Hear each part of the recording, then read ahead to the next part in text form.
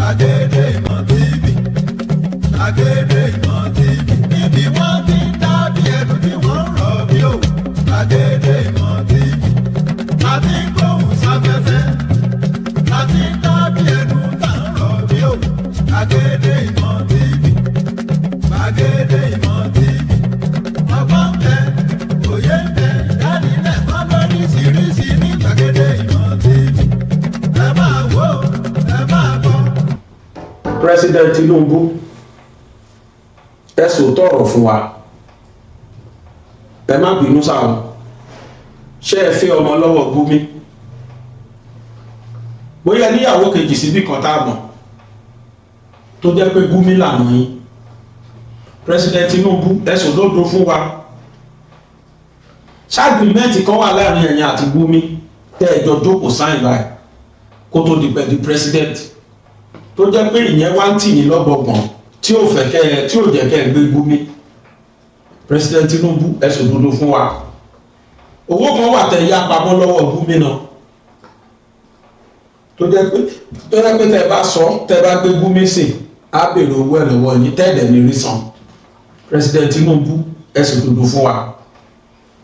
Táwọn ẹni tẹ́ àwọn ọmọlẹ́yìn Gumi tó bá lọ jíyàn gbé tí wọ́n gba ransom ṣó ní iye tí wọ́n máa ń fún yín nú ẹ̀sà tí gbogbo òbéèrè ní ìbàjẹ́ irọ́ kí ló dé fẹ́fẹ́ gbé Gumi? Gumi has beaten more than what he can chew. Gumi ti dáràn ju many people lọ tó dẹ̀ jẹ́ páwọn ẹni yẹn ti wà lẹ́wọ̀n tí Gumi ò sí lẹ́wọ̀n. President Tinubu ẹ sọ fún wa, ẹ̀tọ́ ìwò lẹ ní láti gbé Nnamdi Kanu jù sẹ́wọ̀n tẹ́ fi Gumi lẹ̀ tó rìn káàkiri tó sì balẹ̀ ayé jẹ́ tó sọ̀tọ̀kùsọ̀. Èmi ò mọ̀ ẹ gbogbo Nàìjíríà sì fẹ́ gbọ́. Mi ì wá síbí kí wá takò jọba ayé rí sà. Bọ̀ṣẹ́ rí pẹ̀lú ọ̀rọ̀ Gumi, èmi ò gba agbóhùn tẹ́ ìṣe lórí ọ̀rọ̀ Gumi o. Gumi ti báyé jẹ́ gan. Ẹ tó wá gbọ́ nǹkan tí Gumi tó sọ. Ẹ̀yin èèyàn wa, ẹ bá súnmọ́ bí ẹ wá gbàdókò. Ẹ káàárọ̀ ẹ káàsán ẹ kúrò lẹ́ẹ̀kalẹ́. Ẹ kú dédé àsìkò yìí, ẹ sì kú bójú ọjọ́ ti rí. Ṣé ẹ rí nínú ìwé kan wọ́n pè wé yẹn ní Julius Caesar. Wọ́n pè nìkan ní Caesar, ìyẹn dàbí ẹni tá a lè pè ní Senate President ìsìn. Wọ́n pè nìkan ní Galileo, wọ́n pè nìkan ní Artemidorus, wọ́n pè nìkan ní Brutus. Ṣẹ́rí gbogbo àwọn tí mo dárúkọ yìí ọ̀rẹ́ gidi ni wọ́n jẹ́ sí Caesar, bẹ̀tọ̀ ìdàlẹ̀ ni wọ́n, àwọn náà padà pa Caesar. Torí pé Caesar jẹ́ Senate President, òun ni Speaker House of Commons, Parliament. Wọ́n plan fún Caesar. Babaláwo dẹ̀ ti sọ fún Caesar tẹ́lẹ̀ pé ó gbọ́dọ̀ lọ sí house níjọba yìí o, wọ́n máa pa ẹ́ síbẹ̀ ni o. Ó sọ fún lójú ìyàwó ẹ̀ náà gbọ́. Ó wá ṣọ́ra ẹ̀ lọ́jọ́ yẹn lóòótọ́ kò lọ sí house. Ẹ tó jẹ́ best friend ẹ̀ Brutus ó wá tàn oríṣiríṣi ọ̀rọ̀ òní Brutus sọ tó bá wá sí house wọ́n ti plan nílẹ̀ díẹ̀ gan ọmọ pé èdè ní anniversary wa, èdè ní pé ọdún yìí báyìí tó fi jẹ Speaker House of Senate kìnnìkan wọ́n pè ní Parliamentary House. Caesar wa Brutus sọ̀rọ̀ kan tó bí Caesar nínú. Ó sọ fún pé if you don't go, people will say you are a coward. Ìyẹn ni pé ọ̀lẹ ni ẹ́, òjò ni ẹ́. Julius Caesar bá dìde, ó ní cowards dies many times before their death,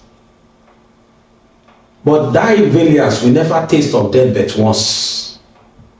Of all the wonder that I yet have had, it seems to me the most strange thing that men should fear, since death is a necessary end that will come when it will come.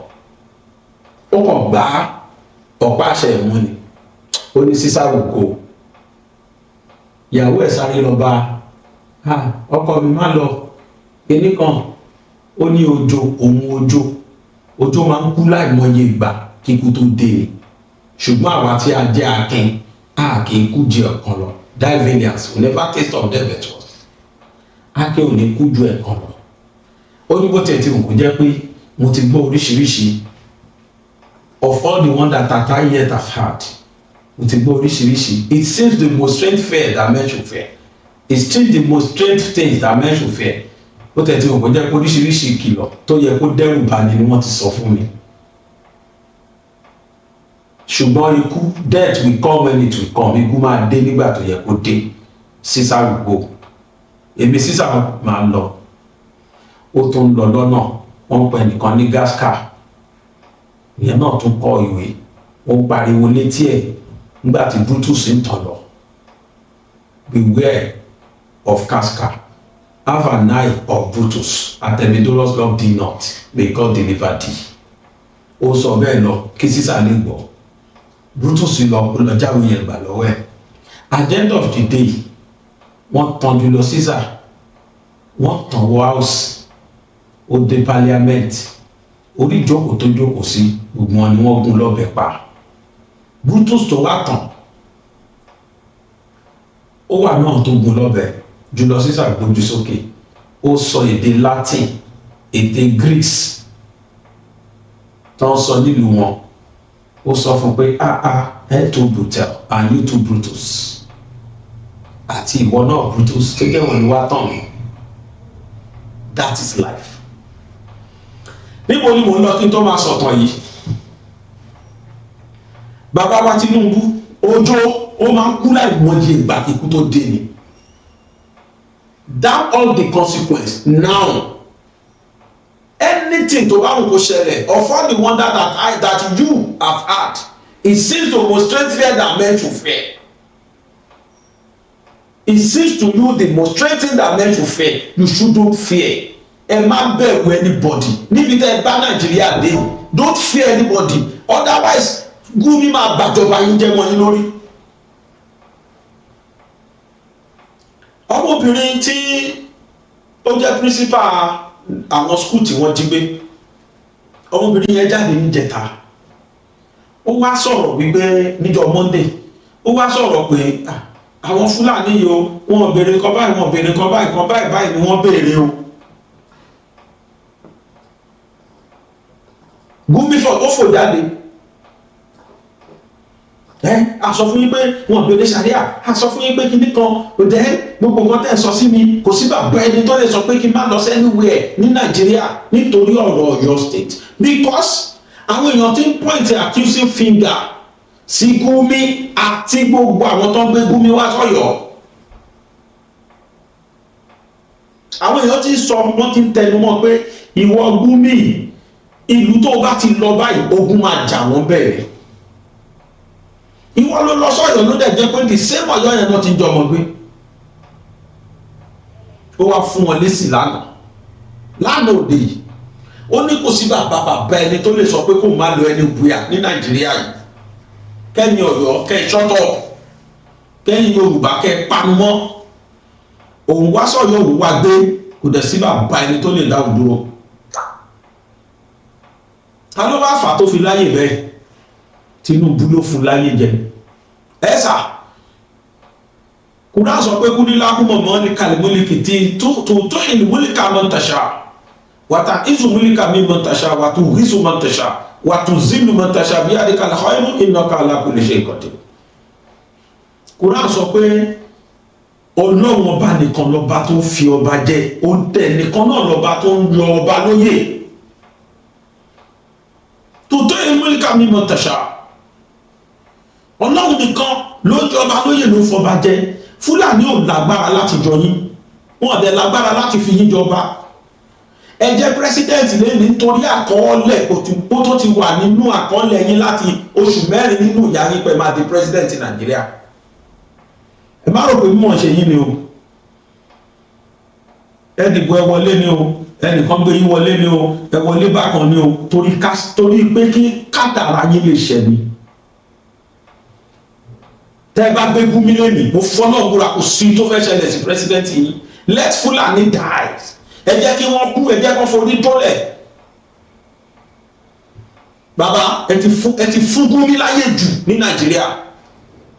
torí ẹ bó ṣe béèrè àwọn ìbéèrè yẹn síwájú pé is there anything tó wà láàrin ẹ̀yin àti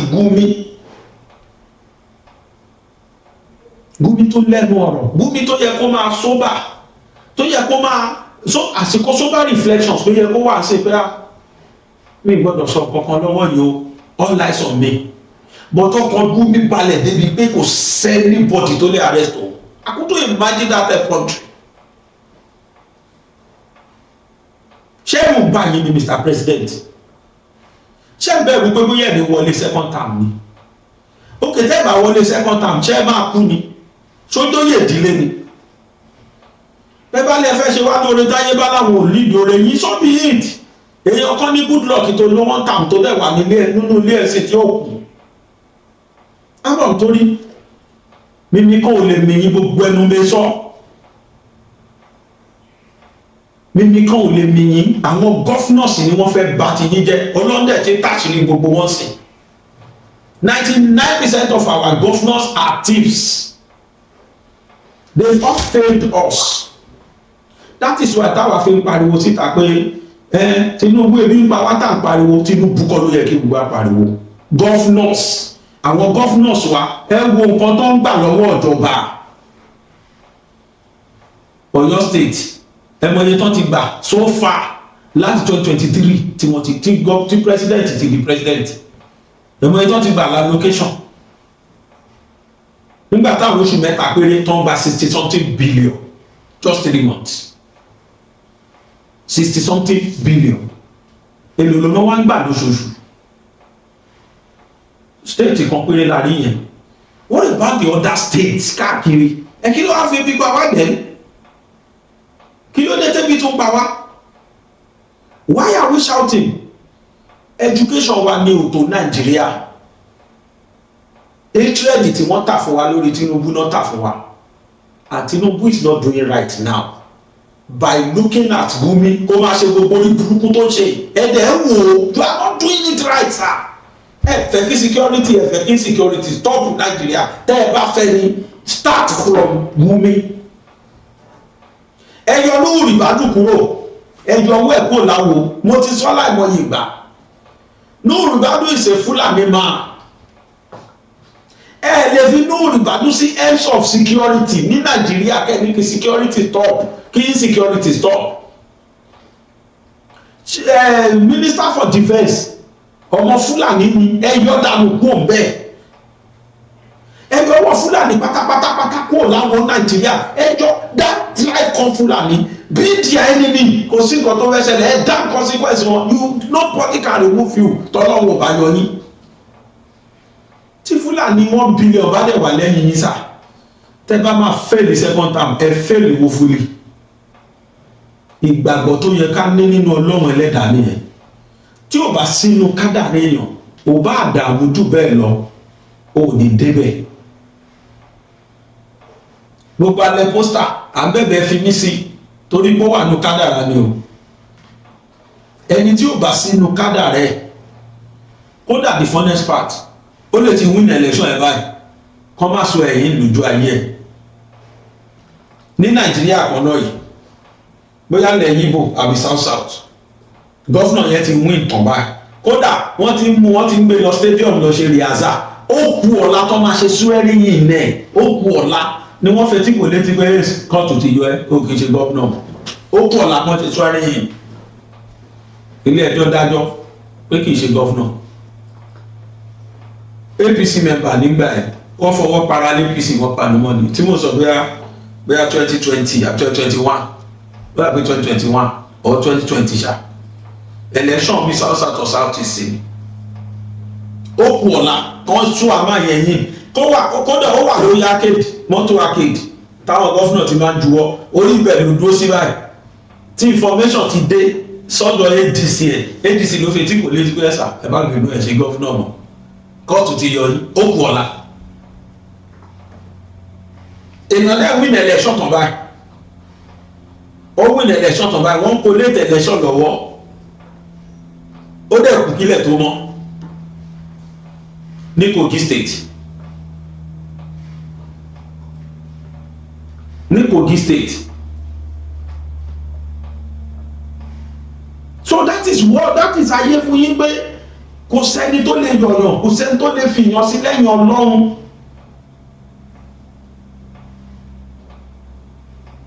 ẹ̀sà àsìkò ti tó fún yín láti yọ Gumi láti gbé Gumi rádà àsìkò ti tó láti yọ Nuhu Ribadu kúrò bẹ́ẹ̀ pátápátá anything Fulani stop having anything doing with them.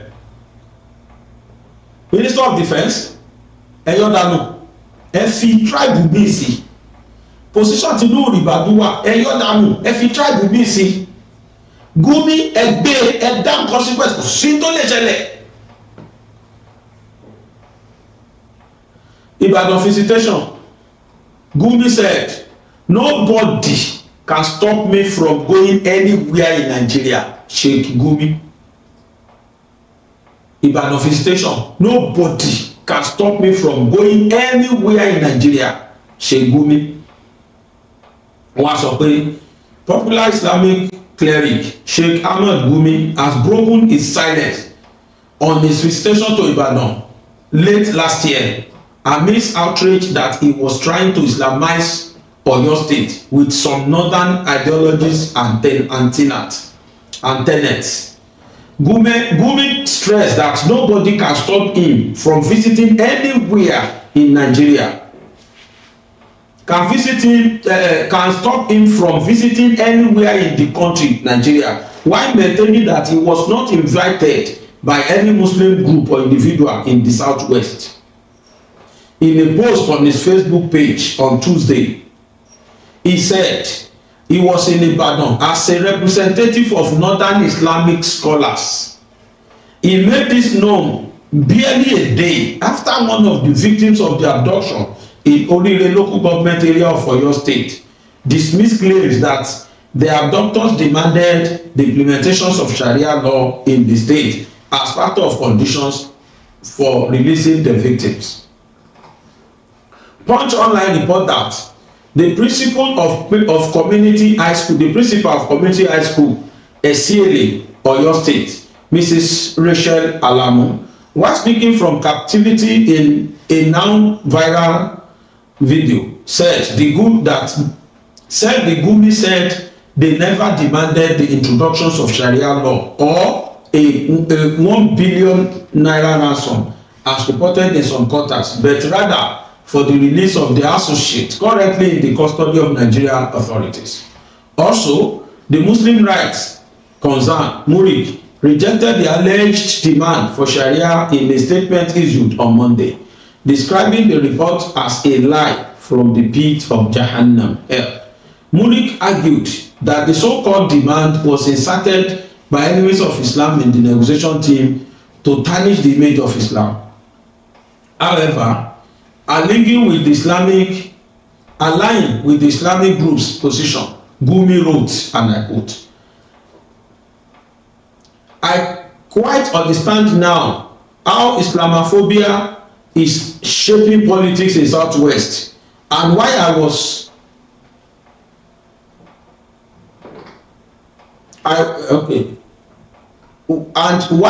unnecessarily dragged into their dirty local politics. I was in Ibadan not by the invitation of any Southwest Muslim individual or group, but as a representative of the coalitions of Northern Muslim ulama. Can anybody stop me from going anywhere in Nigeria?"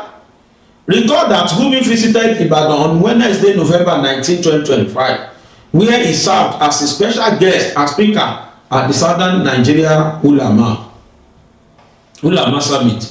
The event took place at the University of Ibadan. During his visit, he also attended a courtesy session alongside other prominent Southern and Northern Muslim scholars. so Gumi sì lẹ́nu ọ̀rọ̀ tó sì fi lẹ́nu ọ̀rọ̀ ni pé he believes he's untouchable. Gumi believes he's untouchable. Ó fọkàn sí pé kò sí ẹni tó lè gbé òun torí pé ó ti àìmọye ló ti ṣe ló jẹ́ pé gọ́fìmẹ̀ntì ń wò ìgbà míì kò mọ̀ọ́mọ̀ threaten wọn ẹ̀yin ẹ pa àwọn x-men kẹ́ẹ̀ríran wò oríṣiríṣiríṣiríṣiríṣi.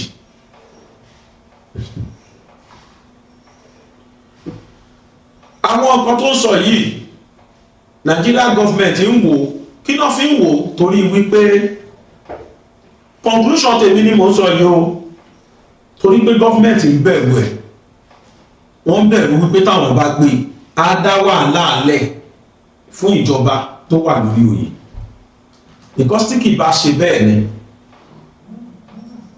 èmi ò rí reason tí Gumi ṣì máa fi ṣeré káàkiri láàrin street láti máa travel kiri ṣe gbígbà kan lọ́lọ́pàá ń tẹ̀lé later ní gọ́fìmẹ̀ntì ṣòfin pé ẹni ọlọ́pàá tó bá tẹ̀lé ẹni official should be withdrawn tá a bá yọ ọwọ́ yẹn ọlọ́pàá ìgbà ṣì máa tẹ̀lé dọ́là. àti lágbòye fídíò táwọn ọ̀gá mi tí wọ́n ń dọ̀bálẹ̀ kí tí wọ́n ń kúnlẹ̀ kí pẹ̀lú uniform lọ́rùn. Who is Gumi? That is my question. Why is Gumi so special in this country? Despite gbogbo nǹkan tí Gumi sọ. Gumi sọ mí kan pé no foreign interventions, I want to preserve Nigeria's unity. Ṣe Gumi sọ bẹ́ẹ̀ oríṣiríṣiríṣiríṣiríṣi ló ti sọ ìgbà tí Amẹ́ríkà náà fẹ́ help wa court Amẹ́ríkà ìwé oríṣiríṣi ni Gumi ti sọ àìmọye àwọn nǹkan tí Gumi ti ṣe tó ti sọ tí Nigeria government ẹ̀ ń wò in fact kò sí ọ̀rọ̀ wípé bóyá propaganda ni against ẹ̀ àbí wọ́n win church ẹ̀ kò sí yẹn bẹ̀ because a lot of videos wà tí Gumi jókòó láàrin àwọn àwọn ajínigbé yẹn báyìí a lot of videos wà tó ń gba owó tó ń gba ransom tó lọ ń kó fún wọn tó kó fáwọn abductors tá à ń fojú ara wa rí àwọn tó ń jiyàn gbé o Gumi lọ kówó ransom fún wọn àìmọye cases tí gọ́fìmẹ̀ntì ti lè institute against Gumi gọ́fìmẹ̀ntì ń wò ó merry go round ó ń rìn káàkiri ó free ó ń ṣe nǹkan tó wù kódà the funnest part Gumi rìn pẹ̀lú convoy Hilux iwájú Hilux lẹ́yìn tó dẹ̀ ní sáré lórí quote me anywhere tọ́lá máa sọ wá nítorí jẹ́ retired military officer so fucking what àìmọye retired military officer ti Nàìjíríà ti pa torí pé wọ́n pose threat sí security Nàìjíríà so torí pé ó ti jẹ́ retired army yẹn he must be doing all this rubbish tó ń ṣe káàkiri Mr. President ìpèníjà ló jẹ́ o pé èèyàn bá fi eyín tó fi ń bọ́ ọmọ ẹ̀ ṣeré tí ò bá fi eyín yẹn bú ọmọ ẹ̀ jẹ aráàta ò ní bẹ̀rù èèyàn o bí ìfẹ́ mọ tó wà láàrin ẹ̀yìn àti Gumi arrest Gumi now. Gumi has done more than enough. He has beaten more than what he can chew. I couldn't imagine that effrontery. Nobody can stop me from going anywhere in this country. Can you imagine that?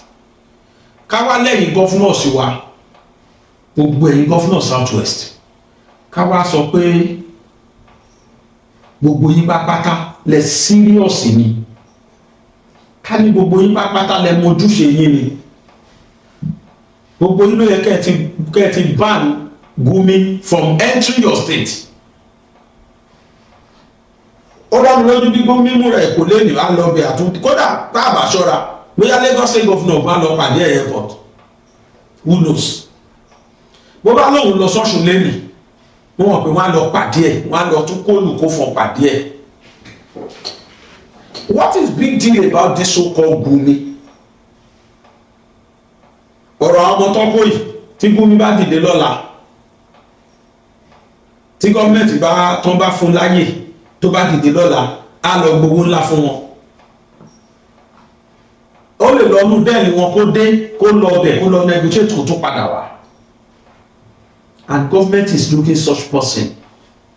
Government needs such person láti máa rìn freely nílùú.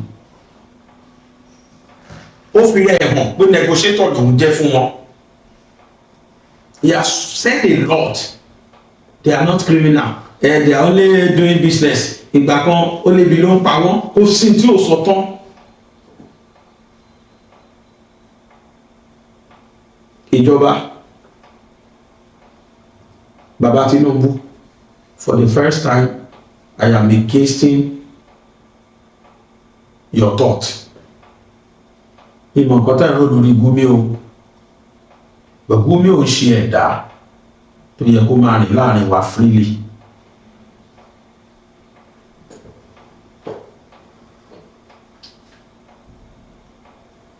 Ṣé wá ní gbogbo tó ń ṣẹlẹ̀ yìí?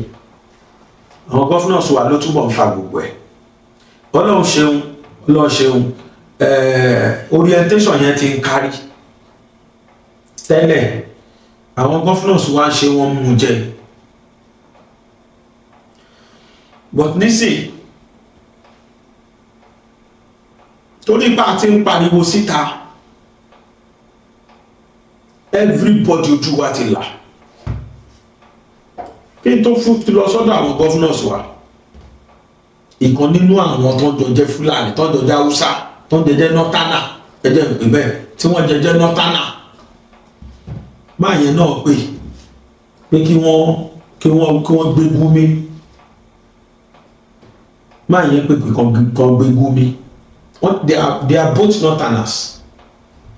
Mo fọlọ́ọ̀ bá búra àwọn pí Haúsá sìn wọ́n ti ń deny àwọn Fúlàní pé no àwọn òjò ṣe ojú àwọn yẹn náà ti là àwọn tó dá Haúsá sìn ojú wọn náà ti là àwọn náà ti rí pé ó dàbí pé ọ̀rọ̀ yìí àwọn ti cheat ara wọn. ẹjẹ ń gbọ́ ọ̀kan tí nọ́tánà ẹ̀ sọ. To be honest with you, I've been restraining myself for a very long time not to speak in public to Sheikh Ahmad Gumi with profound respect to him. But first of all, I am a Muslim. Secondly, I'm a northerner. And I think he is not representing what we should stand for as Muslims, whether as Ahl Sunnah or any other seriously, moderate and responsible Muslim. Sheikh Gumi is a retired military officer. Yeah. Sheikh Gumi is a leader of people and is an Islamic scholar. But this behavior that has refused to go away, or he has refused to stop it, I think people like us should be able to tell him it is time he stops and have the real fear of Allah subhanahu wa ta'ala and stop misrepresenting what Islam stands for. If he wants to be a politician, he should come out and tell us what he wants to do, because some of them have started declaring for candidacy, which is their fundamental human right. Yeah. So he should not hide behind anything. Secondly, if he wants to be a negotiator of bandit under any guise, also he should take a clear position so that Nigeria will take a position, in that regard. Yeah. But having said that, I think it is becoming borderline irresponsible for such a person that we used to look with a high level of respect to start misguiding people because we have teeming youths in northern Nigeria that are needing, the right kind of leadership, the right kind of direction. Don't forget that Sheikh Gumi last year was banned from entering Saudi Arabia with a valid visa, which before then, by the way, since I think 2010, he has not been allowed to enter Saudi Arabia. He called it politically motivated. I tell him he should have a food for thought. Having said that, let us even dimension this, sounding like a broken record conversation about negotiation and rehabilitation and whatever. To Sheikh Gumi and others that are proponents of this, what would they say to the family of the people or the families of the people that these people have massacred? Or has he forgotten the injunction in the Holy Quran about those that took arms and killed innocent people, be they Muslims or non-Muslims, that are non-combatant, that are not fighting against you, that are helpless people? In addition to that, talk about negotiation. We are here last 2 or 3 months, a known bandit in Katsina who killed an assistant commissioner of police in action, wore his uniform, took his gun and went to the so-called negotiation. with government officials. What did Sheikh Gumi say about that? What is his own position about that? Is he saying that that particular kind of person is a victim? This man is just gaslighting these people. What will he say about those others that were quote unquote rehabilitated in Maiduguri and others, and even integrated into the army and turned the gun against their fellow army officers and go about disclosing the movements and the logistics? And these things that are saying, these are facts. These are facts. If I knew we were going to have this conversation, I've written about it. I even have their names and the name of the officers they have killed. So there is completely no sense of responsibility, no sense of sensitivity, and there is now beginning to taint this religion of Islam in a way and manner that any well-meaning Muslim in this country should stand up and say, this is enough. Yeah. Okay? So I wouldn't want us to digress too much, but thank you for this opportunity to Sheikh Ahmad Gumi. I have a lot of respect for you. You are a father, you are a leader, and if you are truly leading Muslims, then the conversation should not be painting these people as bandits, raping people, maiming people. By the way, Sheikh Gumi, most of the people you are saying we should rehabilitate are always high on drugs and alcohol. What does Islam say about that? To having said that, I think we should stop giving him too much airtime, and I think also government is pussyfooting on this. Forget the friends. We should take a position on this. What are we doing? Are we fighting terrorism or are we not? Absolutely. Very, very important point, Mother. And I must say that, I commend your, the patriotism that is behind that comment, because, when some of us say they say, oh, well, you guys from the South, but I just feel that, it's not really, it's not ennobling of a leader. Absolutely. To talk like that. But permit me, Prof. 65 to 70% of the people that Sheikh Gumi is justifying their killing and maiming are the same Muslims all over the place. Oh yeah. 80% out of almost the majority of the 10 million children that are out of school children that are being recruited by these bandits are children that he should be teaching in Islamic school, and he is now justifying. Those youths now will be listening to him and be saying, look, we should be sympathetic to these people and join. So I think he should have a foot for thought, and government should also do something about it. Absolutely. ẹ káàbọ̀ padà ṣe ti gbọ́ nọ́tánà nìyẹn o kódà ìmọ̀yàmọ̀ fídíòs ló wà ń ta tí wọ́n ní dọ̀tọ̀ àwọn north tó ń sọ pé dọ̀tọ̀ kan gbé Gumi. Now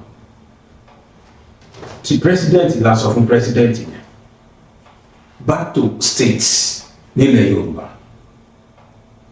tí gọ́fúnà Mákindé bá pọ́n wálé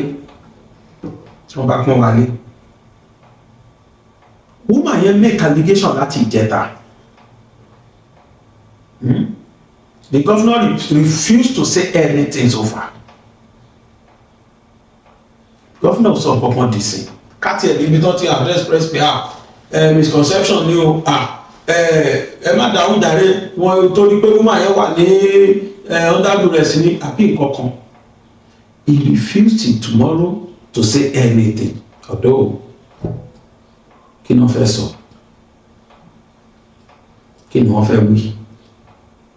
Ìbàjẹ́ pé kí gọ́fúnà yẹn recognize local government autonomy ni,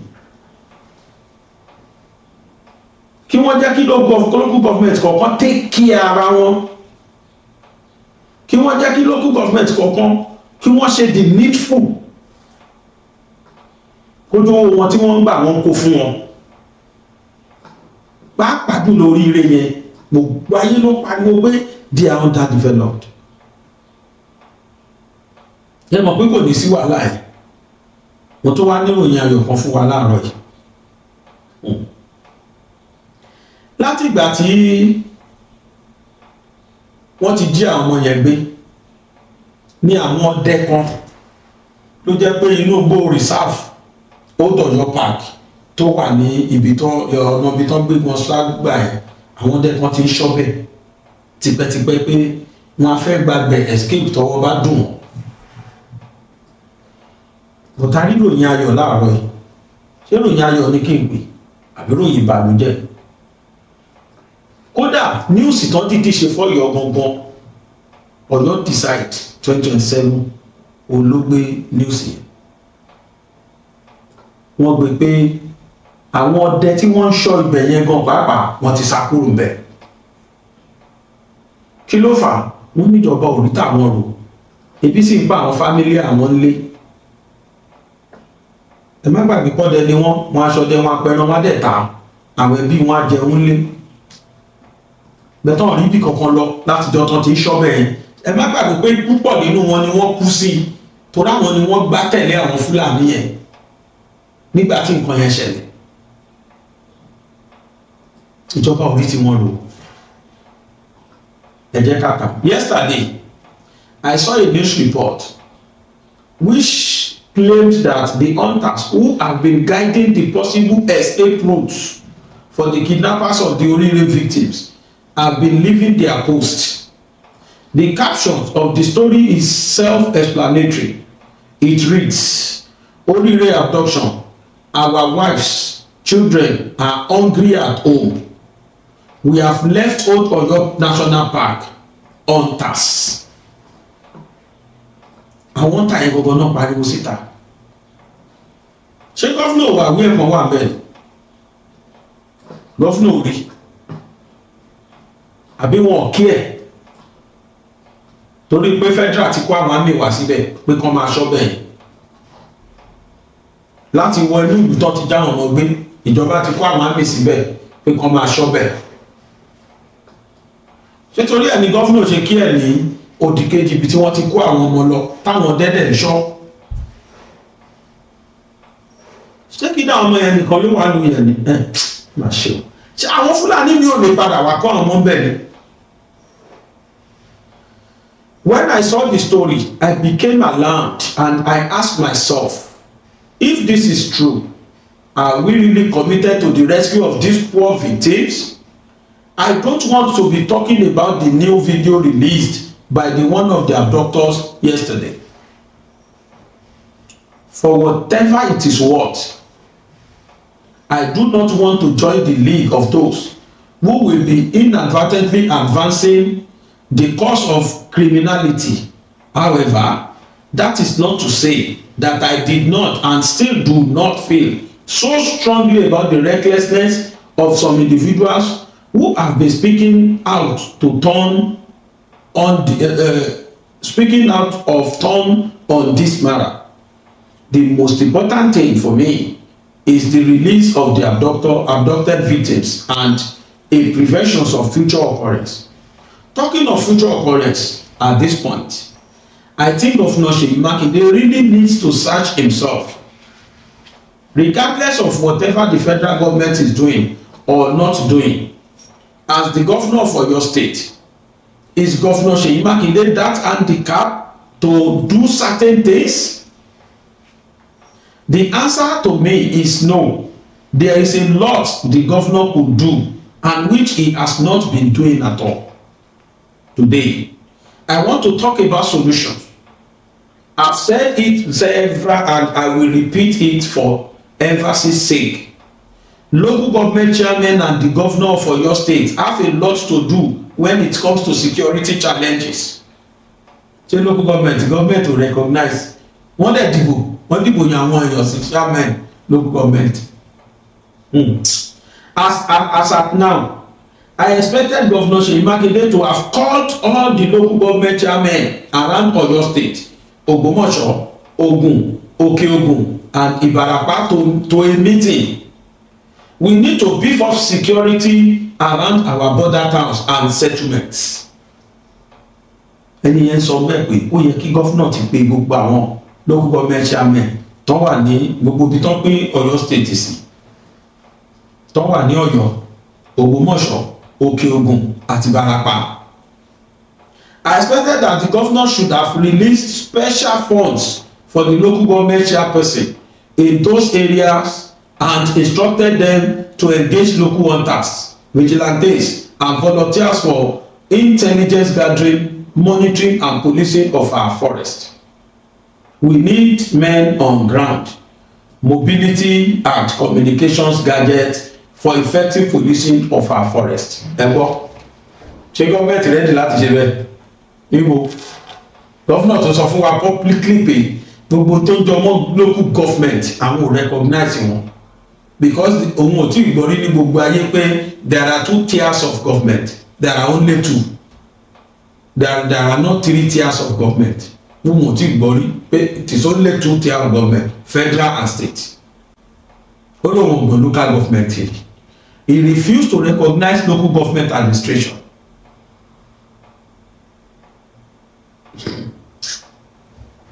Irú gọ́fúnà yẹn ni ẹni wá sọ pé by now o ti expect gọ́fúnà kó pa àwọn local government chairman. Does he recognize them? He doesn't. He doesn't believe in local government administration. And without local government, how can grassroots be carried along in governance without local government? Ṣebí local government tí yóò function ló fà táwọn yẹn fi wọlé síbi tán fi gbá wọn gbé wọn lọ́mọ lọ. Ìbàjẹ́ pé local government in function ni local government àti mọ bó ṣe máa ṣe security sáwọn ìgbèríko. Ti Gumi la ní tà ń sọ èyí tíjọba ṣe gbòòdù ti Gumi lọ́nà. If there is adequate security irú Gumi yẹn wọ Ọ̀yọ́ state wà. Saudi torí pé security wọn tight ní Gumi ṣe wọnú Saudi tó fi lé padà pé no you are not invited, you are not wanted in this country, you will not be allowed, get back. Gumi ride kódà àní convoy ló ń tẹ̀lé Gumi. You need to see this man. Ntí mo ti rí rí láìmọ̀ ìgbà nínú fídíò ni ilọ̀sì kan wájú òun máa wà nínú porch bus car kan láàrin ilọ̀sì kan lẹ́yìn táwọn dẹ̀ máa full of military. Mi mọ̀ bóyá military tẹ̀lé wọ́n sí o bóyá àwọn Fúlàní ẹ̀sìnmẹ̀dẹ̀ ló tẹ̀lé kiri sí tó bá dáa ní àwọn ẹ̀sìnmẹ̀dẹ̀ àwọn máa yọ ní ọ̀gá àwọn dé tí ẹ̀ tún kéré nínú táàrí lọ́wọ́lọ́wọ́ yìí. Àṣírí Ọ̀yọ́ state ló tún tẹ̀lé wọ́n tẹ́ ẹ bá wo different governors káàkiri ní south west àṣírí oníkálukú máa tún tẹ́ máa rí nǹkan fi owó wa ṣe. They don't care, they are less concerned bẹ́ẹ̀ni tí ń ṣe family wọn léèrè bá máa tọ́lá wọn gbé wọn lẹ̀ tọ́lá tó bá jẹ́ family governor kan wà nínú àtọ́ gbé Ọlọ́run á ti release wọn tipẹ́tipẹ́. Mẹ̀kúnnù ló ń jìyà mẹ̀kúnnù tó ń dìbò àwa the forest fire nípa àlà ń dìbò ó fọlọ́run bá búra lẹ́yìn pé ìyàwó wọn tẹ̀lé wọn lọ polling booth tọ́pọ̀ ṣe fẹ́ẹ́ mẹ́kì lọ nígbà tọ́pọ̀ ẹ̀fẹ́ dìbò tẹ máa rí tán máa múra gẹ́gẹ́gẹ́. Ẹ sọ fún mi ọmọ governors mélòó lẹ́yìn tí rí lórí ìlà tó tó kó ń fẹ́ dìbò fún bàbá òun. Ẹ má dé aṣọ ẹni ẹlẹ́ni ọmọ governors lẹ́yìn ọmọ Tinubu kan ṣo tá a rí tó tẹ̀lé bàbá ẹ̀ kiri sófà kò sáwọn ọmọ president Nàìjíríà kan tó ẹ fà ṣe bẹ́ẹ̀ sí bàbá wọn rí. They don't care, wọ́n máa jayé kiri wọ́n máa gbádùn kiri ní àwọn ọmọ governors ńkọ́ wọ́n máa gbádùn kiri private jet gbóbìnrin lo life.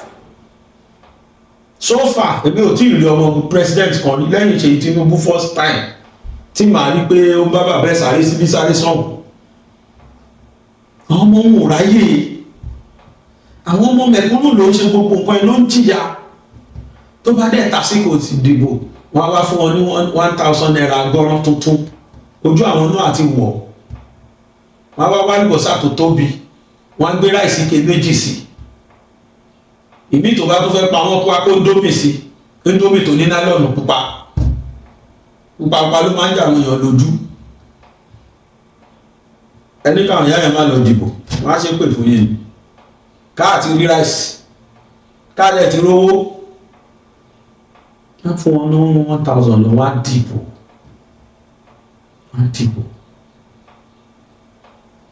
wàláì ṣé kí n bá tàn yìí wàláì tí Mákindé bá tó bá kò tí ẹlẹ́ẹ̀kẹta lọ́yọ̀ á tó wọlé àyà tó dìbò fún. Àwọn nìkan kọ́sẹ́ gbogbo ẹ lọ́wọ́ gbogbo àwọn south west governors wa ojúṣe ńlá ń sìn làwọn èèyàn ṣẹ̀ṣẹ̀ ó di governors tó ránṣọ tẹ́lẹ̀ president ló máa ń forí kó bẹ̀tọ́ ní orientation ti tó àti ń pariwo síta pé ó jọ mi ọ̀ governors làṣìbí ṣe tún sí lẹ́sẹ̀ ń gbọ́ lórí iye tó ń publish síta pé governor kọ̀ọ̀kan ti gbà lórí local government nígbà tí wọ́n local government lásán tó wó ẹ̀ bá jẹ́ 16 point something billion just to one local government tí gọ́fúnà kan dẹ̀ ní 33 irú ẹ̀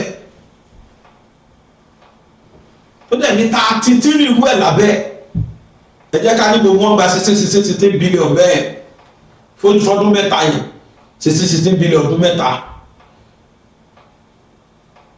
May 29 ló pọ̀ ọdún mẹ́ta ẹ jẹ́ ká sọ pé ọdún mẹ́ta yẹn gbogbo wọn gba 16 billion ẹ̀rọ 16 times 33 ó jẹ́ èlò ní president ló ń gọ́fúnà ti north state tí gọ́fúnà náà gbà tó ń gba location tarẹ̀ tó bá lówó ló pọ̀ mẹ́ ló fi ń túlù ṣe dẹ́ẹ̀dẹ̀ ló lóun gan ná nínú allocation tiẹ̀ tó gbà gbàtẹ́yàn fún oṣù mẹ́ta péré gba 60 billion ní allocation state tó dẹ̀ ní billion tó máa gbà fún security vote so who tells me pé that is why ẹbí ò mọ there are a lot of things tó yẹ kí Tinubu kan ti ṣe tẹ́bí bá jẹ́ president tí gbogbo ayé ń drag mi Tinubu lè ní kò lè máa ti pé gbogbo àwọn gómìnà ti ẹ̀rẹ́sì owó tí mo fún yín kílẹ̀ méjì ìta tí máa yọ kó lóye tí máa pọ̀ àti tutọ́ síra wa lójú gan state of emergency má kàn má declare lọ gbà má declare lọ state ni state governor tí ó bá ti function I will declare state of emergency state ẹ̀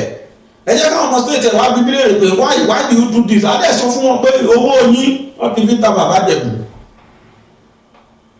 mo fún wọn níye báyìí mo fún wọn níye báyìí mo fún wọn níye báyìí kan fi ṣe nǹkan báyìí fún yóò yá ẹbí wọn gbóná náà sí you should expose all of them èèyàn gbé 7.7 billion ló fi ra drone ọ̀hún dà láti jọ ìbò ń dà láti jọ ọjọ́ yìí at least wọ́n ti sọ fún wa sì bá wọn ti rà láti last year ó wà lọ́dọ̀ àwọn air force ó ń dà èyí tá a ní tó rà bàbá kiri Ọ̀yọ́ kì í ṣe tí wọ́n ti air force ní ẹjẹ́ a máa kà lọ. Insecurity and appeal to Governor Seyi Makinde on freedom for local government by Shola Abegunde. I also expected Governor Seyi Makinde to have met with the National Security Adviser, Mr. Nuhu Ribadu, to discuss the modalities for the procurement of better ammunition for their Àmọ̀tẹ́kùn corps. Àmọ̀tẹ́kùn náà fi ń pariwo náà sọ pé àwọn ní náà làwọn nígbàgbọ́ nú ẹ̀ ni wọ́n ṣe recognize Sunday Igboho ni wọ́n ṣe sọ fún ìjọba pé nonsense níjọba ṣe lórí state police wọ́n láwọn lámọ̀tẹ́kùn ẹ bá Àmọ̀tẹ́kùn léèrè kọ́ gbébọn tán ní jáde kárí ìbọn paná pin cock and shoot ìbọn ṣàkàwìlà tó fi ń pẹran ní ugbó táwọn tẹ̀lé fẹ́ bájà tí wọ́n ní sophisticated weapon NATO fortified gun NATO fortified ammunitions ó làwọn ammunitions tó wà lọ́wọ́ àwọn Fúlàní ẹ̀yin wá ń gbébọn ṣàkàbùlà kiri ẹlẹ́ǹṣe Àmọ̀tẹ́kùn ẹ̀yin lámọ̀tẹ́kùn ń lù bọ́n ṣe ń ṣàmọ̀tẹ́kùn nìyẹn máa fi ìtàwọn ṣé gòǹbè náà ni àwọn security outfit gòǹbè dálẹ̀ the same thing ní Enugu. I also expected Governor Seyi Makinde to have met I have seen what is happening in Enugu state ó parí onímọ̀sọ̀tàn. How did the governor go about processing the effective weapons he procured for the Enugu State security outfit? Where there is the will, there is certainly must be a way. I do not also think that the procurement of surveillance drones should present any challenge for Governor Seyi Makinde. Wọ́n ti rà gọ́fúnà wa ti ra those drones àbí surveillance drones àti ra ó sì wà lọ́dọ̀ àwọn air force wọ́n bá wa àṣẹ̀gbú ẹ̀ lọ́wọ́ wọ́n máa fi di parí ọdún yìí tàbí May 40 wọ́n máa fi di May 40 next year wọ́n á bá wa gbé wa wọ́n á gbé surveillance drone àti ra 7.79 billion lára àti ra drone àwọn ẹni tó kọ kíní yóò mọ̀ ni àti ra wọ́n máa fi di May 40 wọ́n á gbé wa. I do not also think that the procurement of surveillance drones should present any challenge for Governor Seyi Makinde. It's not a challenge. We can't just stay quiet and keep pretending as if we are doing something extraordinary. The steps I highlighted above cannot and will not be done by the president. It is within the purview of the governor. Governor Seyi Makinde had in the past admitted publicly that he could be very stubborn. It doesn't also appear to me like someone who cherishes the counsel of others, but this is not a matter to be stubborn about. I am baffled that up till now, the governor has not deemed it fit to visit the president to ask for help. Irọ́ governor ti lọ Abuja lẹ́ẹ̀mẹ́fà o, bẹ́ẹ̀ ni yóò mọ̀ ní o, ẹ̀mẹ́fà. Àbí governor, ẹ jẹ́ máa ṣòṣèlú lọ. There are certain things the president could not do except the governor of the state ask for them. The other time, the Speaker of the House of Assembly was making reckless and inflammatory comments about an alleged list of demands by the terrorists. His statement has elicited further controversies. If Governor Seyi Makinde doesn't know, those comments from the Speaker of the House of Assembly portrayed his government as lacking in coordination. It has raised serious questions about the seriousness and commitment of the Oyo State government to the rescue of the abducted victims. Firstly, the bandits actually communicated such demand to government. Secondly, if they actually did, are those information meant for public consumption? Thirdly, Debo Ogundoyin, as the Speaker of the House of Assembly, is in no way the right person to bring those issues into the public, even if they are meant for public consumption. A notion I strongly disagree with. Like I said, I am no longer interested in these avoidable controversies. I am only interested in the way forward. While we kept playing and urging for genuine actions, towards the release of those in captivity, what are we going to prevent future occurrence? What are we doing to prevent future occurrence? The infrastructures in our public primary schools and secondary schools are nothing to write home about. Adegba local government allocation. Presently, all public primary and secondary schools in Oyo State have been closed down. The closure of schools is not a solution to the problems we have at hand. We can't close the school down permanently, can we? The governor should feel extremely guilty for the fact that his government could not guarantee security in our public schools, most especially when his children and those of his sites do not attend those schools. I urge Governor Seyi Makinde to immediately make funds available for the construction of perimeter fence, for the construction of perimeter fence around public primary and secondary schools, most especially in remote areas. The governor should also ask local government chairmen to collaborate with the Amotekun Corps for the policing of public primary and secondary schools. I also think that the time is right for Governor Seyi Makinde to review the conditions of service for the Amotekun Corps. Their monthly take-home is nothing to write home about. I wonder why it is so difficult to ask the local government chairman to absorb the Amotekun. On permanent appointment, it shouldn't also be difficult to register them on appropriate insurance package. I am not comfortable at all at the silence of the governor at this very critical time. His declaration to powerlessness is not. His declaration of powerlessness is not and should not be an excuse for inaction. This is never the time to be silent. It is time to show leadership. If he doesn't believe in the existence of local government up till now, this is the time to put such sentiments aside. The local government have critical responsibilities to discharge, and I plead with the governor to allow them to discharge those responsibilities. Shola Abegude. Ṣé bọ́rọ̀ wèrè ló máa ń yàtọ̀? Ọ̀rọ̀ ọlọ́gbọ́n ìkan náà ni. Bẹ́ẹ̀ bá tiẹ̀ gbàgbọ́ tẹ́lẹ̀ nínú local government autonomy ṣé n tó ṣẹlẹ̀ yóò ti tó kọ́ everybody lọ́gbọ́n ẹ tún wá gbọ́ tuntun ẹ jẹ́ ìsòdodo kan fún wa irọ́ ni òótọ́ ni a lè sọ láàárọ̀ yìí jíjí tí mo jí mo rí tẹ́nìkan sẹ́ǹdì fídíò kan sí mi tí voice note dẹ̀ tẹ̀lé bá a bá lọ sọ pé lọ́ni tó bá dé òótọ́ ńkọ́ I will not forgive myself for not telling the whole world bá a bá dẹ̀ sọ pé òótọ́ ni tó bá jẹ́rọ́ ó sì dáa jù kó jẹ́ pé ó padà lọ jó òótọ́ kí n gbọ́ kọ́nsẹ̀ǹdì ẹ̀ sí mi kí n dẹ̀ pakún múrẹ́jẹ I will not forgive myself ẹnì kọ́nsẹ̀ǹdì voice note kan sí mi láàárọ̀ yìí voice note yẹn ó ń sọ nípa àwọn Fúlàní kan tí wọ́n rí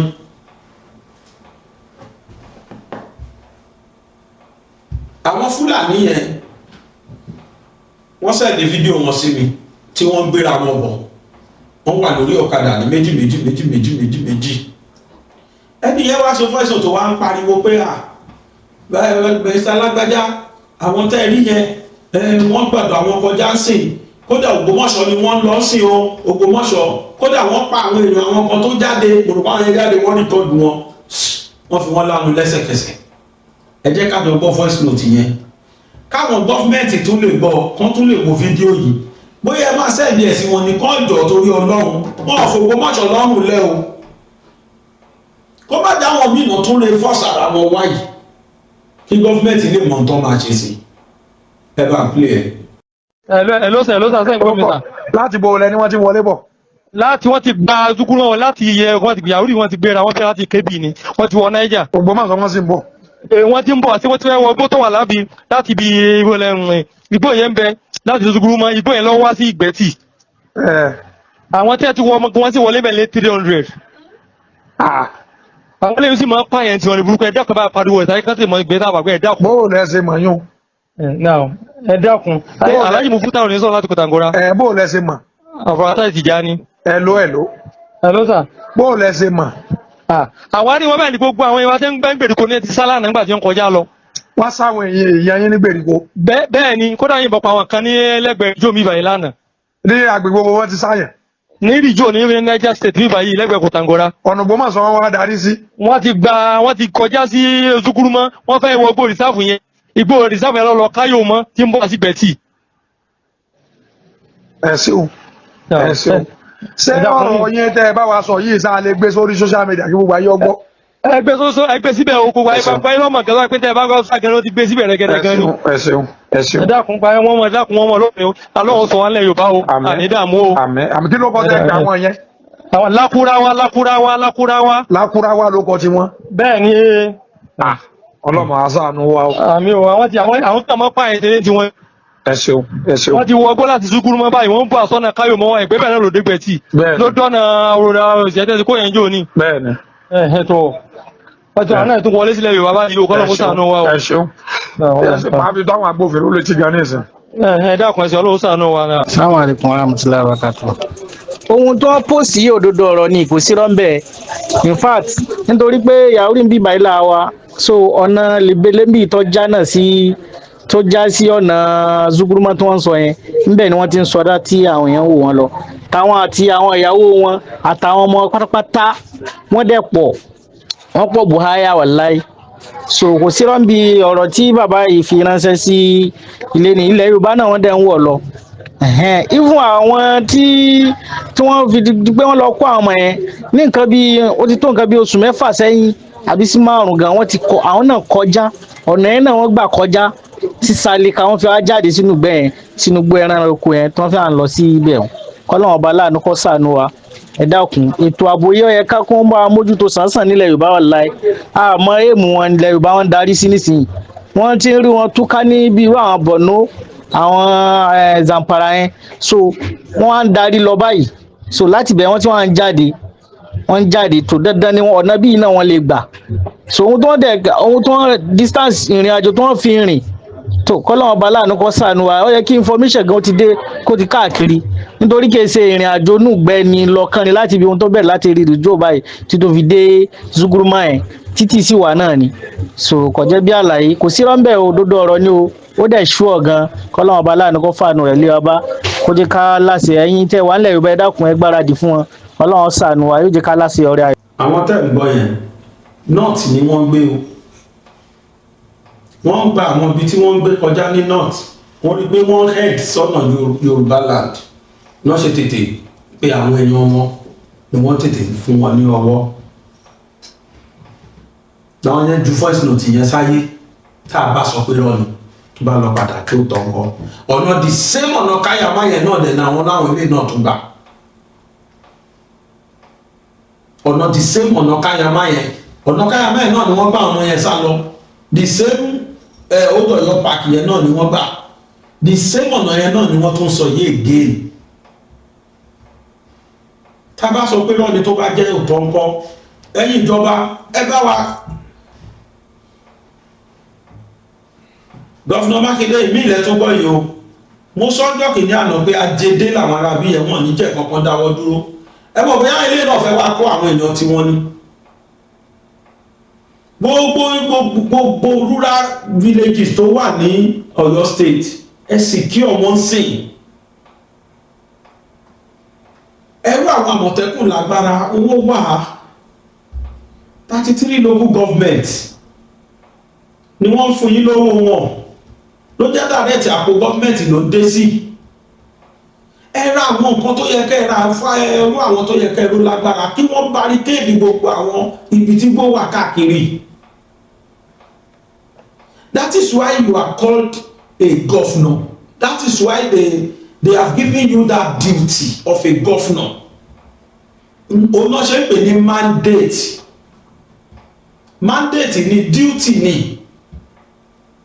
Kì í ṣe pé kẹ́ ẹ gba àwọn owó yẹn kẹ́ ẹ kó sápò kẹ́ ẹ máa ná rárá o. Kẹ́ ẹ fi ṣiṣẹ́ fún ìlú kẹ́ ẹ fi ṣe kẹ́ ẹ fi secure fine accept pẹ́fẹ́ kó fáwọn local government kò gbọ́dọ̀ dé sápò wọn because you don't recognize their existence fine. But take care of them. Ẹ gbowó lọ́wọ́ gọ́ọ̀mẹ̀ntì lé wọn lórí náà. Ariwo mi lẹ́gbọ́n tán tún báyìí. Tá a bá sọ pé rán níṣẹ́ tó bá lọ jó tó ń kọ́. Ẹ wo àwọn ọmọ tó ń gbé yìí. Wọ́n ní House of Assembly member tó represent wọn lóríire. Wọ́n ló ti rí wọn láti bí 4 or 5 months ago. Tí wọ́n jáde wá tí wọ́n wá ra ẹ̀wà àti bread tó wọ̀ tí 30,000. Ẹ̀wà ìgbọ̀nyín 30,000. Àwọn èèyàn tó observe kìíní yẹn wò pípò náà ilé tí ń jáde wá House of Assembly member ó gbé lọ sí house bọ́n nítorí bó jẹ́ PC member ni wọn ò yá sí ọ̀rọ̀ tó sọ yẹn torí gbára àwọn minority ní lọ́yọ̀ọ́ look at what happens at last ṣàgbára ìjọba gan kà mọ́ state governor prevention is better than cure ìmí ìta tó gbọ́ yìí sè I wouldn't know how authentic it is. But I intentionally played it because tá a bá sọ pé rọ́ọ̀nì tó bá lọ padà jó tó ń kọ́ àwọn oníròyìn báyìí ní etí ìjọba o àwọn náà máa pariwo fún ìjọba àti ìjọba máa fi gbọ́ o ẹ má gbọ́ lágbọ́ ọmọ tínú sa o ẹ act lé lórí. Your presidential ambition is not as important as the lives of your young people. Ẹ wá nǹkan ṣe sí o Ọlọ́run tún ní jẹ́ ká kábàámọ̀ lẹ́lẹ́kejì gbogbo èèyàn ọmọ Nàìjíríà ẹ bá wa bẹ̀ lọ́hùn káwọn ọmọ jáde láyọ̀. Mr. President, do the needful. Arrest Gumi. Try as much as possible to stop insecurity in this country. Call all your governors. Call them to meeting ẹ pè wọ́n. Call them to order. Caution them. Ẹ̀yin ṣì láláṣẹ náà. Lóòótọ́ àwọn ni wọ́n ní gómìnà àwọn náà ní state wọn but ó ní limit ibi tí exigency yẹn lè dé tó bá ti wùwà kan tí wọ́n ní some character some act tó jẹ́ pé ó lè cause insecurity in the state wọn you are free you have the right to caution them. Ẹ pé ó gba àwọn state governors the whole 36 states ẹ caution wọn ẹ query wọn fún wọn ẹ question wọn you can even seize their allocation. Ó ṣẹlẹ̀ láyé Ọbásanjọ́ ni, inú mi dùn pé Mr. President yìí náà ló ṣẹlẹ̀ sí. Tinubu wà gọ́fúnà báyìí, ó create a local government authority. Ọbásanjọ́ dẹ̀ ní kò sí tó jọ ní tìtorí kó sọ fún Tinubu pé kí Tinubu cancel ẹ̀ tí Tinubu cancel ẹ̀, ó dẹ̀ sì sí gbogbo allocation Lagos State for almost 3 years. Ní Lagos State tó fi gba allocation, Rájí Fáṣọlá ló ṣẹ̀ṣẹ̀ wá gbà tí Yar'Adua release ẹ̀ fún about 10 billion àbẹ́lò ló release fún báyìí. Fáṣọlá ló ṣẹ̀ṣẹ̀ gbowó yẹn. Tinubu down the consequence lẹ́ni gbogbo local government authority yẹn náà dìbò sí lẹ́ni, but president sì ṣe nǹkan tó yẹ kó ṣe. Sir, so if it entails you ceasing their allocations in any state tí o bá ti ready láti comply, go and take care of your local government, go and take care of your citizen. Mi ìfẹ́ gbọ́ ọmọ pé bí ń pa wá, owó tẹ̀ ń gbà lọ́wọ́ ẹ lọ ná fún ìlú, ẹ má ná fún àwọn family yín. Most of our governors yẹn àwọn ọmọ wọn wà lábúrọ̀d. Àwọn náà kọ́ sí security o, àwọn náà ni wọ́n káwọn ọmọ wọn sá lọ fún insecurity. Wàhálà ìyàwó ẹlòmíì wà bẹ́ẹ̀. Kí ló ń jẹ́ first lady? Ìyàwó ẹlòmíì wà lábúrọ̀d àtàwọn ọmọ ẹ̀, òun nìkan ló fèsì ẹ̀, ó ti mọ̀ kán lè dóhùn gbé tòun. Tó bá dẹ̀ ti parí ìjọ òṣèlú ẹ̀ báyìí, ó ń sá lọ ìlú ìbọn lọ bá lówó wa tán jí kó.